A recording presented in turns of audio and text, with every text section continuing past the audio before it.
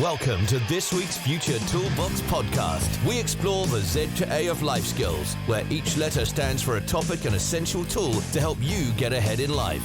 Meet Jules and Mark, creators of the multi-award-winning Future Toolbox, and enjoy their straightforward approach to creating growth mindsets that help people turn their dreams into realities. Whether you're a teen in education, a parent, a teacher, or part of a community group, start creating positive habits from today. Hello everybody and welcome to this week's Z2A podcast with me, Mark, and Jules from the multi-award-winning Future Toolbox. Hello there. So this is where we pick a letter and a topic and discuss how you can use our tools to improve your own personal development and life. So what is this week's letter? Oh, well, this week we have chosen the letter R for reflect. So it's all about reflective thinking. All reflective thinking. Now, I used to think this meant looking in the mirror and thinking about what you look like. I don't think it means that. So what does reflective thinking mean? Well, there's a saying that I really love, and it's you live your life forward, but you learn it backwards. And I think we've mentioned this in a previous podcast. My dad told me this when I was quite young, and I didn't really understand it for quite some years. But it's absolutely true that you live your life forward and you learn it backwards. And that's what reflective thinking is all about. And it can help you with all your future planning, reflective thinking can. So it's a massive tool, or it's a practice really, as opposed to thinking. It's something that's worth getting into the habit of doing as regularly as you need to. So it makes you look at the bigger picture really, and understanding the consequences of something that you maybe have just done. You may have just done a big project, or written a new workshop, or written a new book, or done something that you've never done before. So reflective practice or thinking allows you to go over and see what you think has gone well or maybe needs improving. But one thing, really, really importantly, it's not a negative practice, is it? No, because you said the word consequences there, and a lot of people associate that with a negative and think, what have I done wrong? What have I done wrong? But it's very true. That's just reminded me of a little example of reflective thinking and consequences. So sometimes people focus on the negatives and the bad things. So for example, you mentioned a book. We had a review on Amazon that somebody, how dare they do this? They left a 3-star review on Half Man, Half Marathon. Oh no. Now, we have brilliant reviews on all of our books.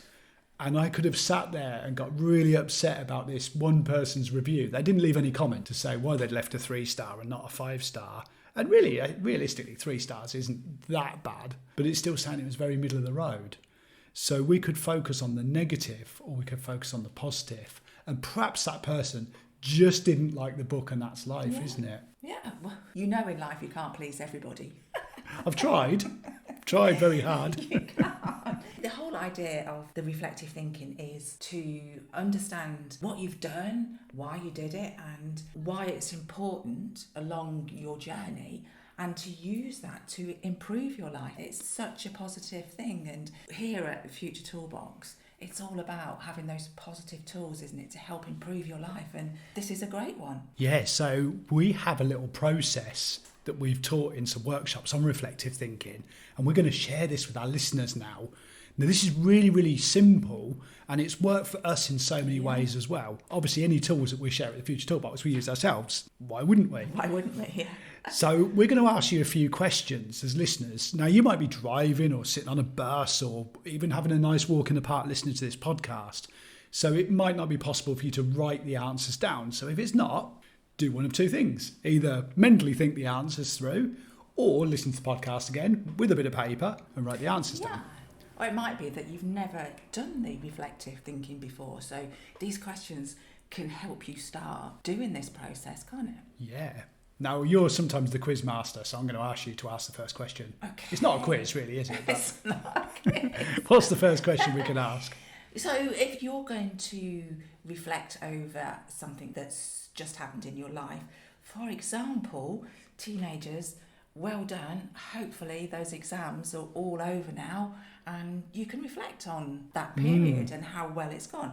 So the first thing, what new skills or knowledge have you tried out through that process or any process? I actually have an example of what we're doing right now, which is the podcast. So we started the podcast in October and this is episode number 39. Crikey. Unbelievable, isn't it? Now, when we first started that out, we had to learn the skills of, number one, how to record a podcast, number two, how to edit one, number three, how to put it online. Yeah. So there was 3 skills there. Now, last week's podcast was a lot easier to edit than podcast number 1. So the skills and knowledge have come along immensely there on how to record and edit podcasts. Yeah, and the confidence as well, because I know you were very keen for us as an organisation to get our heads round doing podcasts regularly, and I was more nervous, not sure that we had the skills or the knowledge, which is bizarre because now that we've started doing it, yes, we can do it. We have the skills, we have the knowledge. What we're giving you here is all of the tools that we deliver in schools and communities and universities, colleges. It's what we do. Yes. So why did I think we couldn't do it? I know, a lot easier to prepare and plan and edit now. So there you have it. We're experts in recording and editing podcasts and we're still getting better. We're always learning. We're always learning. But I'm going to go to the next question. So Yes. What do you think you would do differently if you tried it again? I love this question. It's Me too. Such a cool question. Because let's face it, whenever we look back at something, we always think, oh man, I swear, I wish I'd have done X, Y or Z. It doesn't matter whether it's an exam or whether you're learning a new skill or whatever. There's always something that you would do differently if you were going to try it again. And let's face it, we've all fluffed an exam, haven't we? Just a few. I'm going to stick a quote time in. Quote time. The definition of madness is doing the same thing over and over again and expecting different results. Yes. Said by Einstein. Albert Einstein, absolutely. If we approached our exams like we did when we were in school, doing our GCSEs, O-levels, whatever, when we were age 16, I don't think we'd do as well as if we approached them differently. So I know that if I was going to sit my exams again and do my GCSEs, number one, I'd probably revise a bit harder. Number two, I'd find a way of revising and making it a little bit more fun, which is like we do in the Future Toolbox. Yes. Yeah, making revision and study easy and fun. And number three, I'd probably ask my teachers for a little bit more help with the stuff that I didn't understand. And your parents and your friends. And get them on board. Get as much support as possible. So yeah, the second question, whenever you're doing any reflective thinking, what do you think you'd do differently if you tried it again? Great question. Yeah. So I'm going to go on to the next one now. Go for it. What evidence is there to show that things might change if you've done it differently?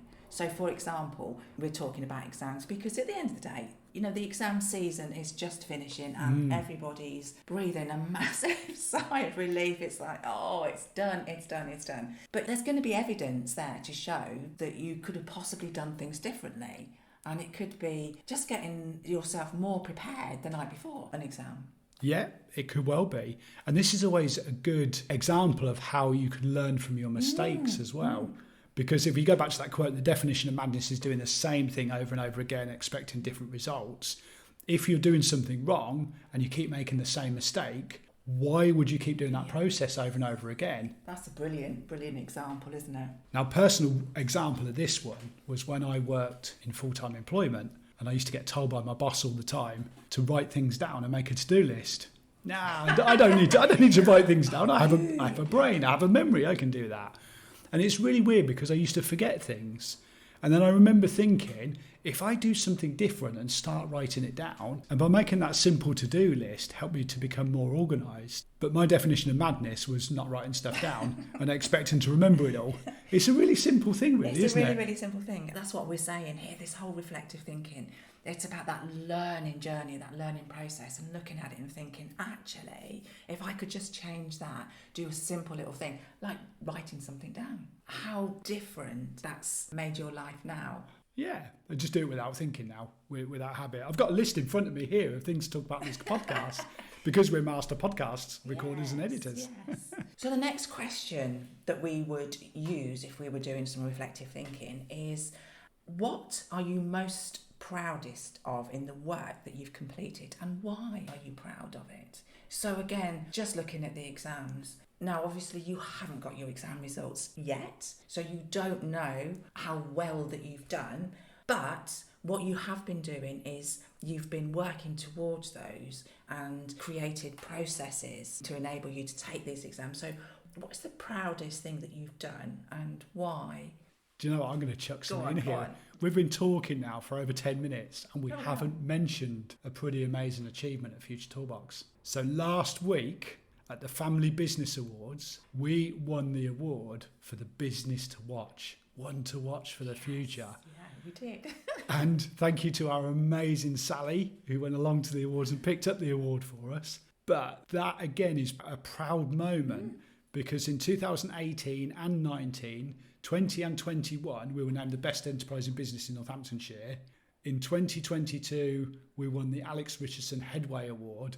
So in 2023, we've won an award. So for the last 5 years, Future Toolbox has won an award. And I'm going to say that I'm pretty proud of that. I think you are too. Absolutely. It's wonderful to have that recognition of the work that you've done, isn't it? You're proud of it. And to have somebody else give you that recognition is just incredible. Absolutely incredible. So yeah, thank you very much. Yeah, wonderful feeling. But just going back to teenagers with their exams, they may be sitting there at the moment thinking, this is really, really tough because I haven't got the results yet. But you can still feel the pride if you've given it your best shot. Yes. That's something that we really, really put into SMART in your study is to work as hard as you absolutely can on something, give it your best shot. If you can look yourself in the mirror and say, I did my best, that's brilliant. If you didn't do your best, look yourself in the mirror and say, right, what am I going to change next time? That encompasses all those questions. It does. And the next question is really about that. So what are you least proud of in the work that you've completed and why? And this one, although it's saying you're the least proud, it still isn't a negative thing because there will be something that you think, oh, like Mark just said, I wish I'd have done that different, or I could have put a bit more effort into that. And so it's good to look at things that didn't go as well as it could have done and actually hold your hand up a little bit and say, that was my fault. I cannot blame anybody else. Yeah, I have an example of this for when I was freelancing and I made some mistakes. Now, these were linked into brain injury where I couldn't get some information into my mind, and this was all surrounding fatigue. So this affected some clients that I was working with at the time, and they gave a negative review, I suppose, so to speak. Yeah. So this wasn't so good.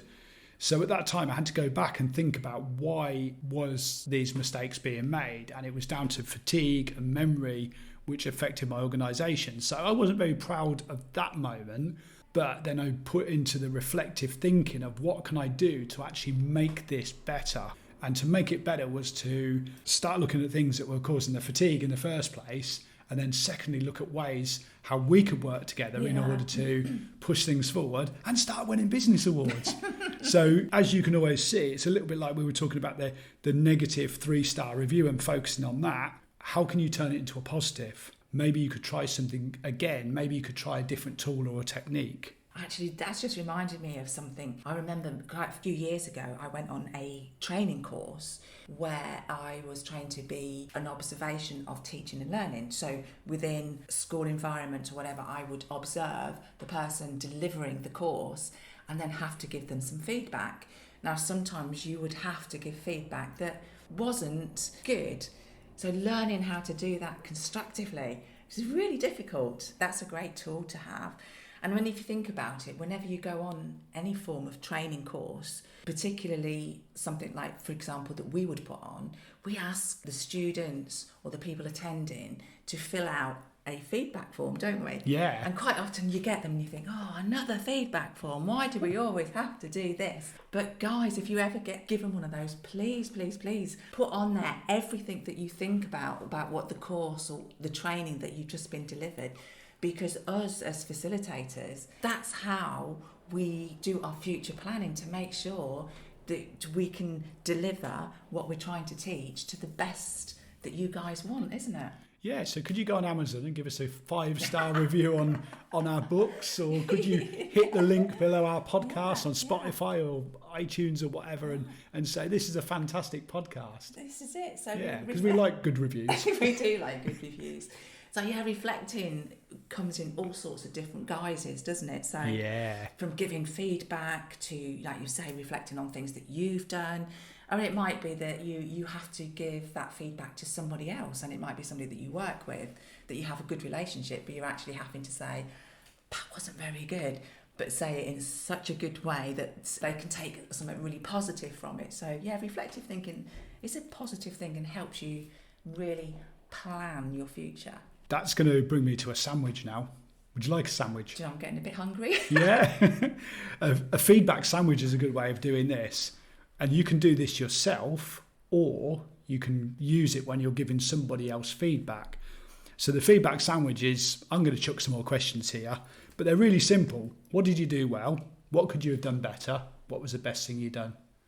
And then you sandwich the improvement between two goods.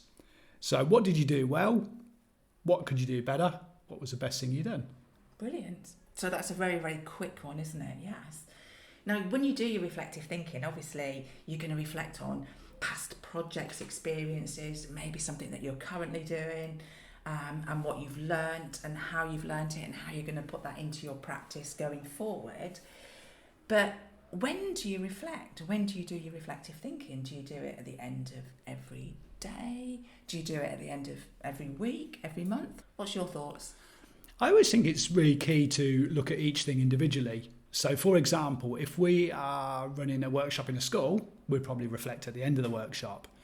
If we have planned out a week, I'd probably reflect at the end of the week and say, what did we do really well this week? What can we do next week? Yeah. Likewise, you can take that to months or years. If you've got a particular thing like you've just done your exams, then you reflect at the end of each exam. Maybe you reflect at the end of each week's worth of exams and think, what am I going to do differently next time? But I'm going to throw this one at you because you're a big fan of journaling. I am.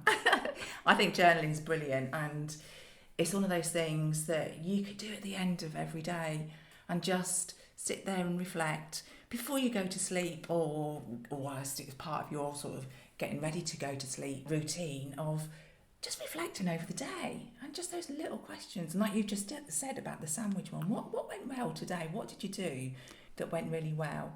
What could you improve? And what was the best thing of the day? And if the last thing that you think about before you go to sleep is what was the best thing that happened today, you are going to go to sleep in such a positive mood, aren't you?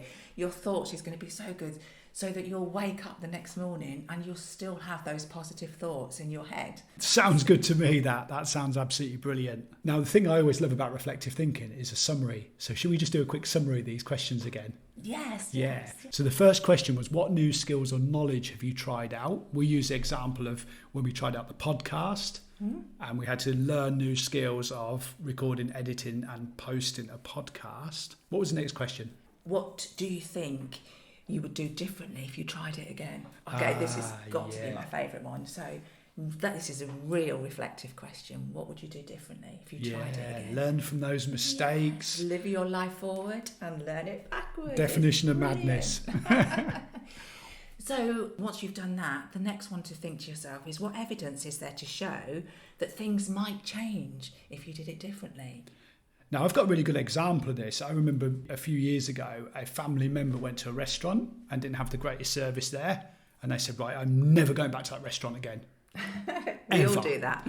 Now, the restaurant since changed ownership, was refurbished, done up, new staff came in, new owners came in. And that family member said, I'm never going there again because 5 years ago I had really bad service. So sometimes it's about finding the evidence and trying new things and thinking, let's try something different instead of being that person who just does the same thing over and over again and expects different results. Absolutely. The next one was looking at what are you proudest of in the work that you've completed and why? Woohoo! Award winners, multi-award winners, 5 years in a row. We're very proud of that. So yeah, be proud of everything you've achieved. Yes. Winning an award is quite a big thing, but sometimes it's that little, small, seemingly insignificant achievement. And a few weeks ago, we talked about going paddleboarding in the wind and not falling off the paddleboard. Do you know what? It wouldn't have mattered if we'd fallen off of it, but it's sometimes celebrating those little wins. It's celebrating those small wins and doing your dance. Doing the dance like nobody's watching. And the last one is, what are you least proud of in the work that you've completed? And again, why? And again, this might be a harder one to look at because you're going to be saying something that you didn't do as well as you wanted. But that's the whole reason why you do the reflective thinking, isn't it? So that you can make those small improvements that might be needed for the next time. Yeah, and feel free to change the order of the questions, because if you don't want to finish on the negative one, put that one in the middle somewhere and give yourself a feedback sandwich. That's it. So there's kind of like a reflective circle, isn't there? So it starts with the experience, then you do the reflection, and then from reflecting, you can then plan how you would do it differently or better the next time. So you have like a little circle that you follow. It's so cool. I love that. I like circles. So that is a little wrap, and it's time to go off and reflect on how well we think this podcast has gone, what we think we could have done better, and what was the best thing we did. You can find out more on our website, which is futuretoolbox.co.uk. You can also find us on social media, on Facebook, Instagram and TikTok. We're also on YouTube, so subscribe to our YouTube channel. And you can find us on LinkedIn, because we are everywhere. And we look forward to catching you all again next week. Thank you so much for listening, and have a great day. Thank you for joining us for the Z2A of Life Skills with Jules and Mark of the Future Toolbox. Don't forget to head over to their website, which is futuretoolbox.co.uk, where you can find lots of free resources, plus a host of books in the store, as well as subscribing to the membership site. Follow Future Toolbox Instagram, TikTok and Facebook at Future Toolbox, and subscribe to their YouTube channel too.